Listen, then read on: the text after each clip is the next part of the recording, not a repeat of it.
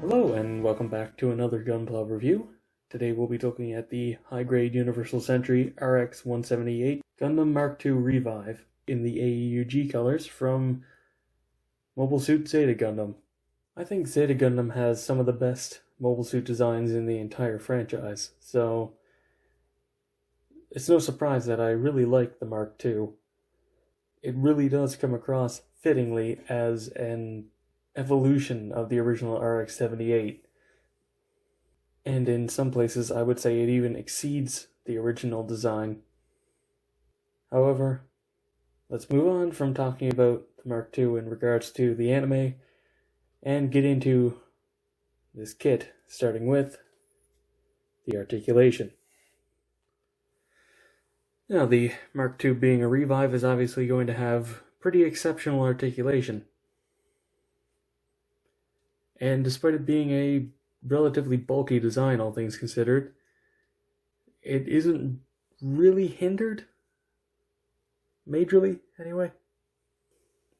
Starting with the head, which is, ironically I suppose, the more limited area.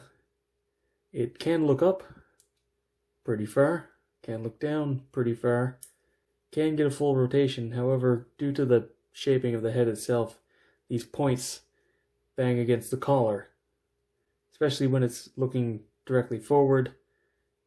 You can feel it bump against stuff when you go to turn the head. The shoulders are on a polycap hinge upwards, really far actually.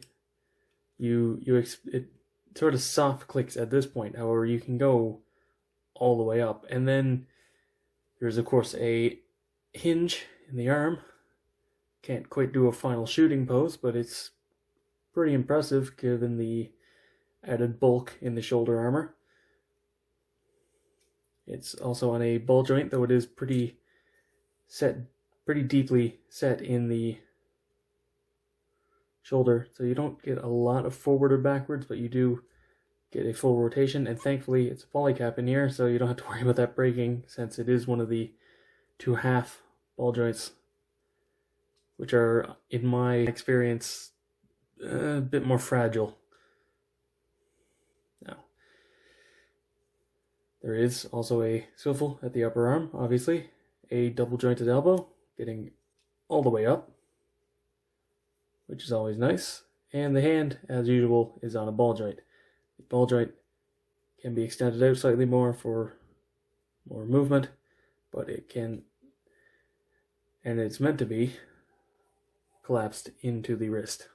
Let's get this out of the way because it's simple. These are on ball joints, but there's not a lot of movement because these just end up coming out of the hole if it goes further than that. So you do really get a little bit forward and back, a little bit up and down. That's really all that's realistic. And I'm going to assume I just got dodgy polycaps, but yeah, this joint doesn't like to stay on, and I don't know why. Like, it's not loose, but whenever you turn it at all, it just comes right off.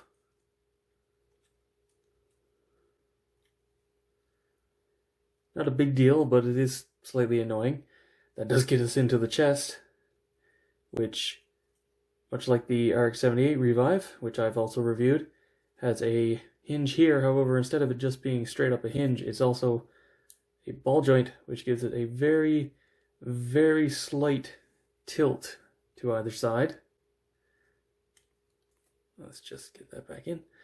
And you do get a swivel at the waist, which is on a ball joint, so you can pull it up slightly for a bit more range. However, yeah, it comes off easy. So really, I'd recommend just using that as a swivel. The hip skirts are on ball joints. They are connected. However, they're easily split. The side skirts are on a hinge up as well as on a peg, so they can swivel forward and back, more forward than back in my experience. Back skirt is solid, The hips are on a forward style tilt, so you can shift them. At least you should be able to. I think they might just be very, very tight on mine. Yeah, you can get a little bit of a shift, but I'm not going to risk breaking it. Note that the joint is there. Other than that, they're on universal joints. However, they can't... they can't pull off a full splits because they pop the torso off. Not that you'd really want this thing doing full splits anyway, but, still pretty decently far out. Of course, get a rotation at the upper thigh. Legs, if you get things out of the way properly, can go very far up.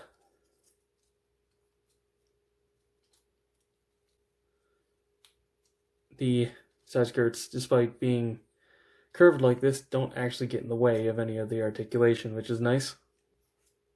Don't really get much out to the back, just a little bit.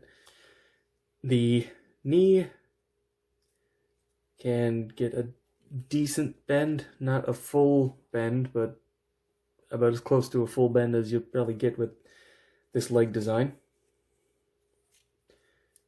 And as usual, the ankles are on a hinge and a ball joint.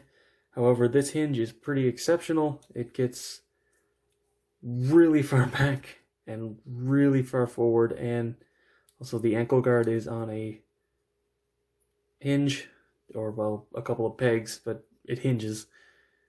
So you get a little bit more movement out of that.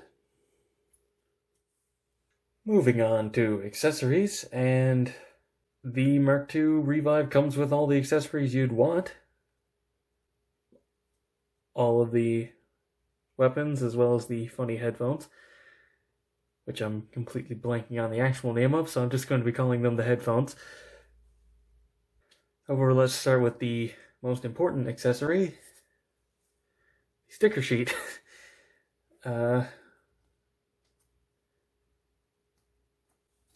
Obviously, I painted my kit, and I did a pretty good job color matching, if I do say so myself.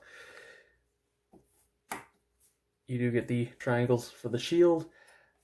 However, most of the orange, yellow, Keto orange for the verniers on the cabs is painted, because for some reason only the inside vent that's meant to be black, or well, dark gray anyway, is the yellow. So you have to paint the entirety of this. I mean, it makes sense. That would have to be a sticker otherwise, but it is annoying. Especially since all of the other orange on the kit is accurate. But arguably the most important ones aren't. Of course, there's also some other problems when it comes to color accuracy, though before we get to that, any metallic green you see is a sticker, including these very, very tiny chest cameras, which are an absolute pain to put on, let me tell you. The ones on the head aren't that bad because the head crest is actually a separate piece, so it's actually really easy, easy there, camera, to get those on. And you do get stickers for each of the weapons, as well as the funny headphones. It's going to be really awkward calling them that, but I genuinely just cannot remember the name. You may notice that there's a couple of, well, not quite squares, they kind of dip down a bit at the bottom, but the silver bits, and that's because the part that they used, focus, for the eyepiece is actually translucent green. And you're meant to put these on the red piece in the head, which the chin is attached to, and it goes up behind the eyes, and then paint the black in. However, the problem with that is,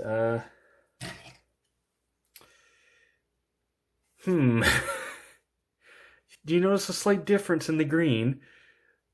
And yes, it is this bad in real life, maybe slightly less bluish, but yeah, it's effectively teal. Whereas all of the metallic green stickers are flat green. Well, I mean metallic, but green, not this bluish turquoisey.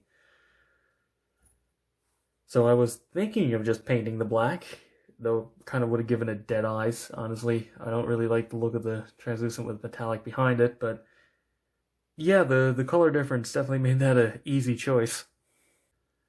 Speaking of color differences, there's enough color inaccuracy on this that if you want it to be completely accurate to the line art, you're gonna have to put a lot of time into this. I mean, aside from just the small things like the yellow on the shield or on the verniers, the actual flat in here is supposed to be black or dark gray, but the actual like sides of it are supposed to be red. Yeah, good luck painting that on a high grade. I didn't even bother. But more importantly, this backpack is supposed to be dark gray. It is not. It is blue, like the chest. Not that big a deal, except pretty much every single accessory is supposed to be dark gray, or at least majority dark gray. There's supposed to be a little bit of light gray on them and white on this, but yeah, the inside, this piece, dark gray. That, dark gray. These, dark gray. The weapons, mostly dark gray. There could have been an entire other runner of just dark gray parts for color accuracy, but they didn't bother. You can see dark gray, dark gray, dark gray. So yeah, the color accuracy is not great. I mean, the actual main mobile suit itself is good, basically perfect, but the backpack is wrong, the weapons are completely wrong. Ugh, it's annoying, but anyway, I digress. Let's actually get into the accessories. Start with the beam rifle. Just two pieces sandwiched together, though, like I said, it does have the camera, which is nice. The secondary handle is articulated, which is always good, and I do wonder... No. Yeah, despite being round, this doesn't actually hold beam saber in it. Kind of a missed opportunity there, but not a big deal, I suppose. Now, because of the little lip on the bottom of this, you do actually have to take the back of the hand off in order to put it in the hand. Though that does mean it won't fall out, which is always good. Let's just get that in there.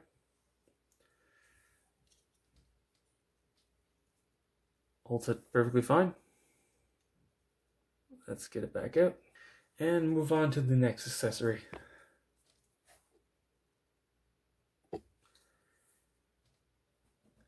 The bazooka, which does have an articulated handle, which is good for posing because you can actually get it up over the shoulder. This fits in the hand exactly the same and has the same lip.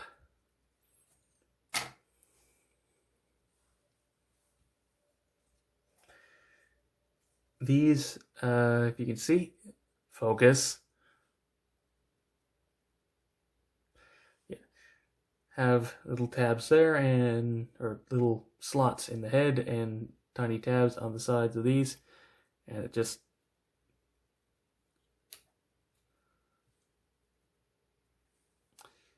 I do find it's a little bit annoying to actually get it on properly, but once you do, it's on perfectly secure, and it isn't a problem. Stays on, doesn't get in the way of the articulation too much anyway, and looks pretty decent. Let's get this out of the way too.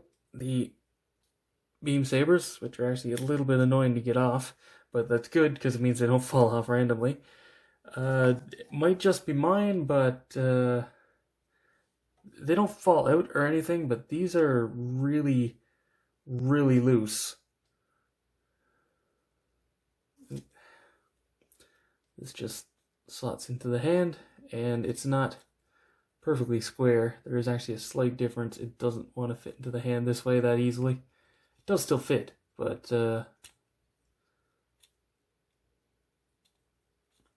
fits better like this. And it also fits into the hand at a slight angle, which is good, because it means that it can be put in good poses. Now, as for the shield, you actually get two different attachments. You get this one, which is a direct attachment, and has a slight tab on this, so that it automatically gets lined up with this, which is always nice. And then the one that I'm basically exclusively using, the one that puts it onto the side of the arm, because I always prefer to have the shield on the side of the arm rather than the back. And that can just attach on perfectly fine. And also, something that's really nice is, since this is a collapsible shield, they actually did engineer it in that this slot is same width as the peephole in the shield, so it can actually be collapsed up. And honestly, it looks pretty good. Maybe could have been a little bit flatter to it, but honestly, this is probably the best you're going to get. So, yeah, no complaints there. Also, there is weapon storage. Obviously, the beam sabers store up here, but you can also flip down this panel on the back skirt and just slot the bazooka onto it. It's always good to have weapon storage. And also, the tabs on the side of the beam rifle allow it to be pegged into here. And considering this needs to be painted, ugh. But it does kind of get in the way of the arm a bit. It's not a great choice, honestly. I would kind of prefer if it could just be stored where the bazooka is, but you do have the options to display it with all the weapons stored on the actual mobile suit, which is always nice. And here we have size comparison, and the Mark II is about average height for a mobile suit. At the high grade scale anyway, 1/44. To wrap things up, the Mark II Revive is a pretty solid kit, if you don't mind the horrendous color inaccuracies. If you're willing to paint, go for it. If not, it really depends on if you care. It annoys me, but not so much that I'm willing to paint it. It's not that it looks bad as it is, it's just that it's not accurate, and it really comes down to whether or not you care that much. But the articulation is exceptional. I mean, it's a Revive, what do you expect? And you have two different options, whether you want the A.E.U.G colors or the Titans colors. Personally, I prefer the more traditional white, but, you know, the dark blue and black also looks good. Also, I do have to note, I did really enjoy building it. It was a lot of fun to put together. So, overall, yeah, I can definitely recommend it. But that's it for this review. Let me know what you think down in the comments. Give this video a thumbs up if you enjoyed it. Subscribe for future reviews and watch my backlog. And as always, until next time, happy building.